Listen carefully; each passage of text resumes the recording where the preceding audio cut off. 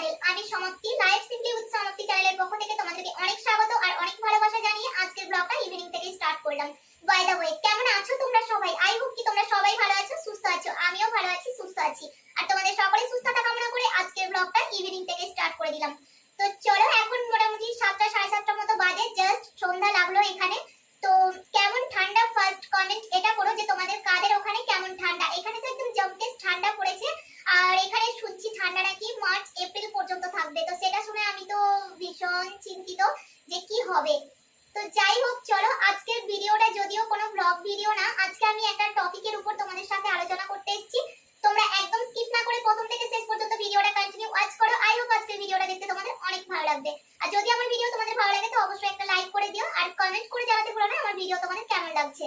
যারা আমার চ্যানেলে নতুন, চ্যানেলটা এখনো সাবস্ক্রাইব করোনি, চট জলদি যাও, ওয়েট করছো কেন এখনো? যাও আর চ্যানেলটা সাবস্ক্রাইব করে পাশে থাকা বেল বাটনটিও প্রেস করে রাখো, যাতে আমি নতুন নতুন ভিডিও আপলোড করা মাত্রই ফার্স্ট নোটিফিকেশন তোমার কাছে পৌঁছে যায় আর তুমি ফার্স্ট ভিউয়ার হয়ে যেতে পারো।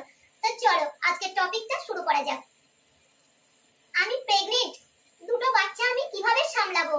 বাবান তো সবেমাত্র 4 বছরের হলো, এক্ষুনি আবার আমি দ্বিতীয়বার মা হতে চলেছি, সবটুকু কিভাবে ম্যানেজ করব?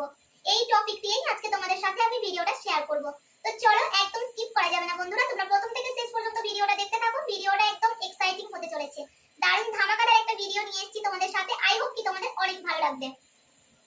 তো ফার্স্টেই বলি যে তোমরা অনেক কয়েকজন আমাকে কমেন্ট করছো, পার্সোনালি কমেন্ট করছো, ইউটিউব, ফেসবুক, হোয়াটসঅ্যাপ, পার্সোনালি অনেকে আমাকে মেসেজ করছো যে আমি প্রেগন্যান্ট কিনা।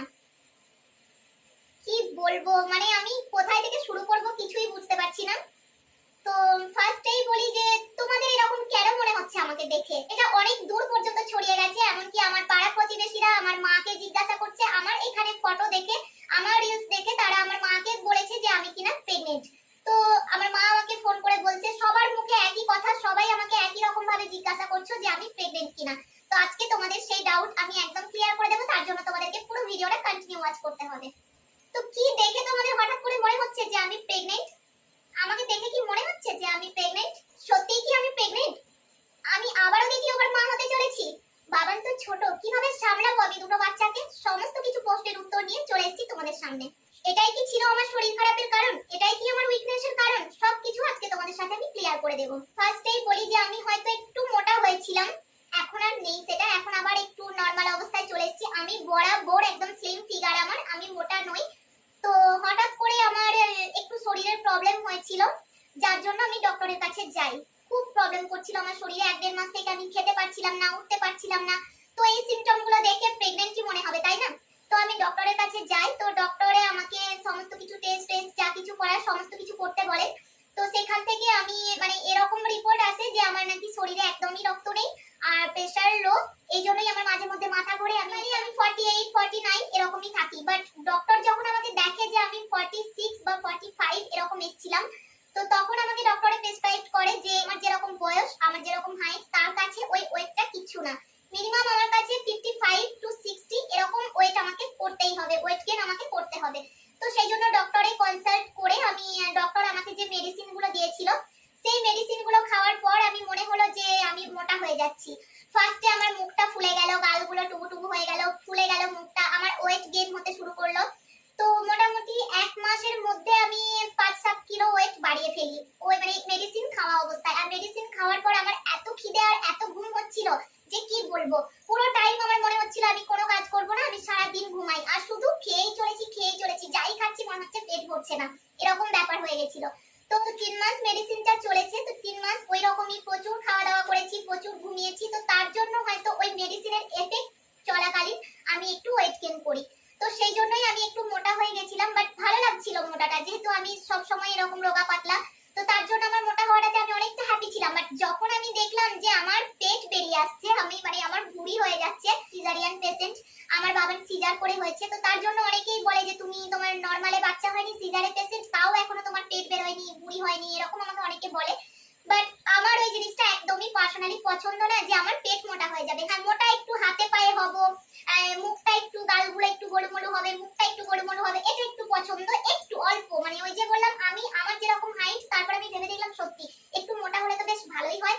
তো এরকম করতে করতে ওই যে বললাম আমি 3 মাস সেই মেডিসিনটা কমপ্লিট করি। তো ওই ওষুধের এফেক্টে আমি দেখলাম যে আমি মোটা হয়ে গেছি অনেকটা। আমি মোটামুটি 57 58 এরকম হয়েও গেছিলাম 3 মাসের মধ্যে। তো আমি শ্বশুর বাড়িতে যেহেতু খুব একটা থাকি না, একটা পার্সোনালি প্রবলেমের জন্য আমি শ্বশুর বাড়িতে থাকি না। তো যখন আমি একটু মোটা হতে লাগলাম, তো তখন আমি মোটাটা তো হলাম আমার বাপের বাড়িতে থেকে ডক্টর দেখিয়ে।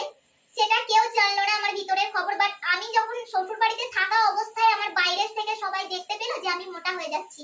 তো তখন আবার সবার মনে এটা প্রশ্ন হয়ে গেল, বাপরে সমাপ্তি তো শ্বশুর বাড়িতে খুব আদরে আছে, খুব যত্নে আছে, তাই সমাপ্তি মোটা হয়ে গেছে। বাট এটা একদম না। আমি কিছুদিন ওই ডক্টরের মেডিসিন খাওয়ার জন্য পেটটা বেরিয়ে আসছে, সেটা আমার পার্সোনালি পছন্দ হলো না। তারপর আমি ডক্টরের কাছে যাই আর ডক্টরকে বললাম যে এটা আমার পছন্দ হচ্ছে না, আমি যেরকম সেরকমই। ডক্টরে বললো যে না, এটা আস্তে আস্তে ঠিক হয়ে যাবে, আস্তে আস্তে আবার এই মোটাটা থাকবে না, আবার নরমালেই ফিরে আসবে। তো আমি তারপর আর ডক্টরের সাথে কনসাল্ট না করে আমি মেডিসিনটা অফ করে দিই। তো নরমালি 2-3 মাস মতো তার অ্যাবসেন্স ছিল, আর ফাইনালি মেডিসিনটা অফ করার পরই আমি এখানে চলে আসি। তো এখন আমি আবার জাকারটাই আমার আগের রুটিনে ফিরে এসেছি। আগের মতো খাওয়া, ঘুম, রাত জাগা যেরকম সেরকমই ছিল, সেরকমই আছে। তো মধ্যেখানে কিছু দিন ওই যে 4-5টা মাস আমি একটু হেলদি হয়ে গেছিলাম, একটু মোটা হয়েছিলাম, একটু ওয়েট গেইন করেছিলাম। তো এটা দেখেই অনেকে আমাকে বলছো তুমি প্রেগন্যান্ট, তুমি প্রেগন্যান্ট, তুমি প্রেগন্যান্ট। আরে বাবা না, আমি প্রেগন্যান্ট নই। এই ছিল আমার মোটা হওয়ার কারণ। এটা দেখে তোমাদের এই সিম্পটম গুলো দেখে বা আমাকে বাইরে থেকে দেখে এই জন্য তোমাদের মনে হয়েছিল আমি প্রেগন্যান্ট।